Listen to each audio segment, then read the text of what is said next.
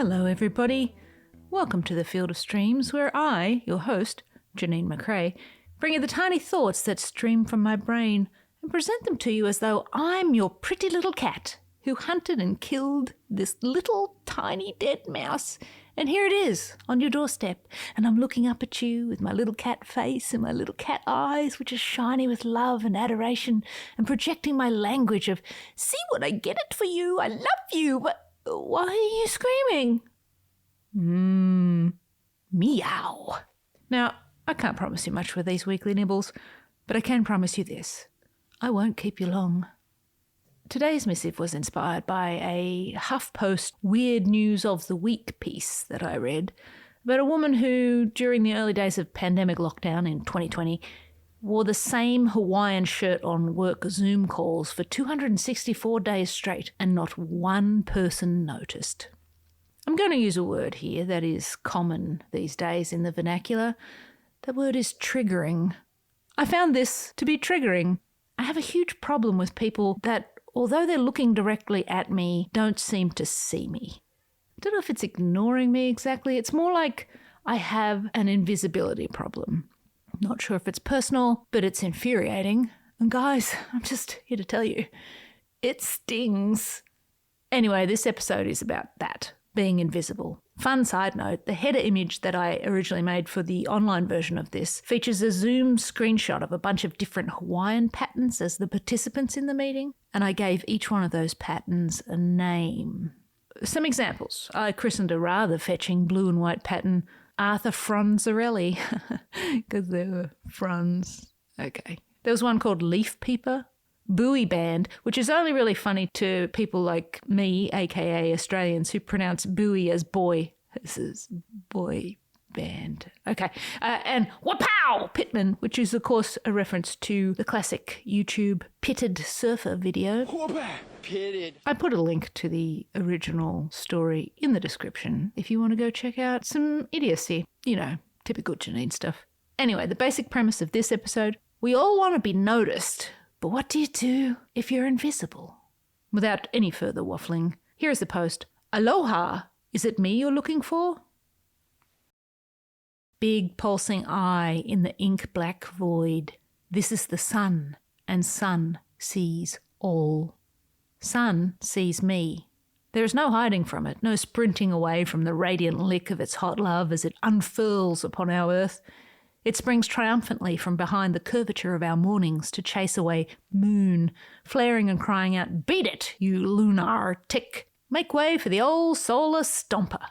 Moon slinks and sinks away, following some ancient script as it has from that very first table read, leaving Sol to trample its morning mosaic of oranges, yellows and reds upon humanity's canvas.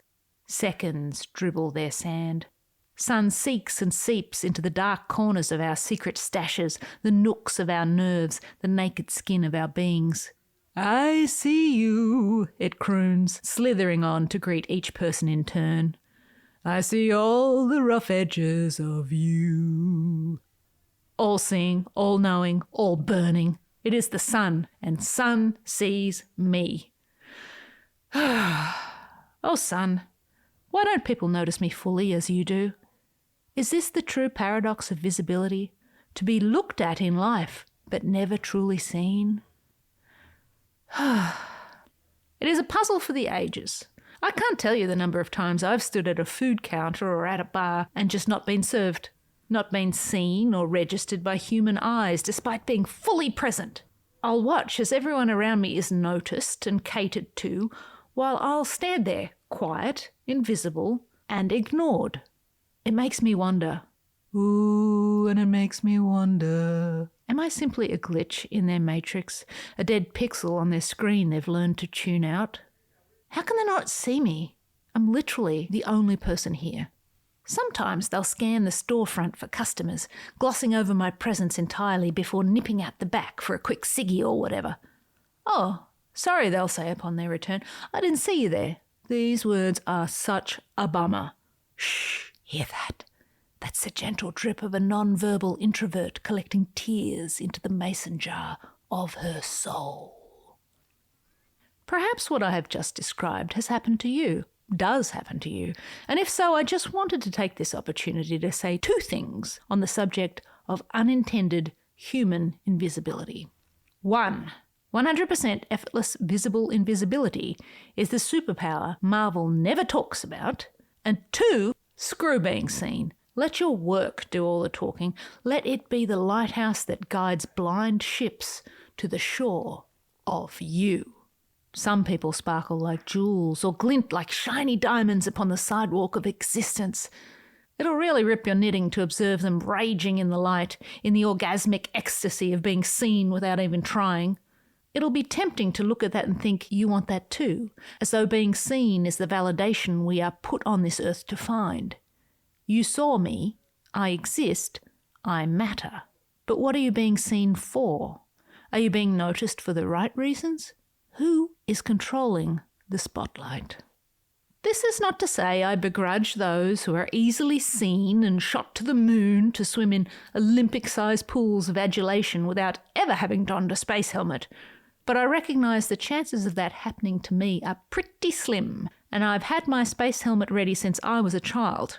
But it's okay. Space helmets last forever, and I have something those easy scenes, trademarked, don't have. 100% effortless, visible invisibility. I blend in like the right amount of salt to a soup, and I make my world taste better for it. And before you say, let me double down. If you're frequently never being seen despite being there, you have been bestowed with the gift and power to observe freely, and by observing, to gather life in giant, privately accessible baskets of what's called source material. Conversations, mannerisms, colours, sounds, arguments, smells, whatever. You can just stand there and soak it all in. You're basically a life spy. A regular James, got your nose, got your wallet Bond. And that's a skill. A work skill. A creative skill. With it, your invisible cloak of invisible visibility, you can rob this world blind of all its stories, and no one will ever be able to remember your thieving face. She might have had brown hair, I don't know. Make it your goal to be noticed for something you've made or created, rather than being noticed for simply being in a room. We are not on this earth for some arbitrary roll call. We don't just exist to say present and move on. Surely we are here to do something that makes our presence mean something after we are gone. So do that.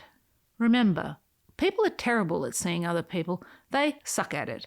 They are preoccupied and scared little sailors aboard captainless boats floating in a terrible fog, desperate to get to some familiar shore.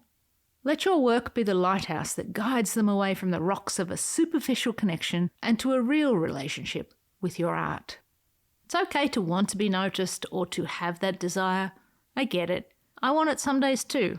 We all yearn for that validation, but surely not if the price of that validation is questioning our own identity or by equating worth with the visibility of our bodies and how we occupy physical space. I am me. See me. No. The real space we want to shoot our rockets to, for it is the most valuable real estate to occupy, is in their brains. Make something they'll remember long after they've seen it, good or bad. Face blindness is a thing, but art or music or writing that sets hearts trembling or elicits a blood response is something they'll never forget. Keep at it. Oh, and one more thing. Stop looking at not being seen as a failure. If they didn't notice that you wore that Hawaiian shirt on Zoom for 264 days, that's on them, not you. Instead of hating yourself and your stupid invisible visibility shirt, simply say, well, I guess that didn't work, and move on to the next thing. They can't possibly hurt you by not seeing you. Not if you're doing the work. Not with the sun on your side. I always see you, sun says. You exist. You are seen. Don't believe me? Here, have a shadow. And there you have it. This week's episode. With a very sunny disposition. I'm sorry. I'm so sorry. I hope you'll come back for more. These little missives are designed to inspire creative folk to get out there and make something of their own. If you enjoy these episodes, please follow and rate and share your favourites. It helps me get more ears, and hopefully those ears are connected to bodies, and, we all win when there's more bodies in the room. This is starting to sound a little odd, so I shall move on. As always, until next we meet, love what you love, and I'll see you out there making stuff.